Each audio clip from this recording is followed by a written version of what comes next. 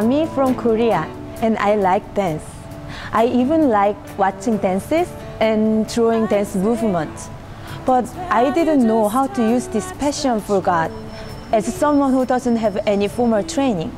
After I joined MBM, God brought me many opportunities to learn different dance techniques and to choreograph with other people as a team.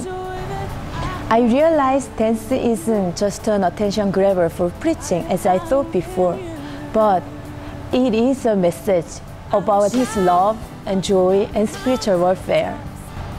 I'm grateful that I'm a part of what God is doing through art, and I'm excited to see much more. Thank you.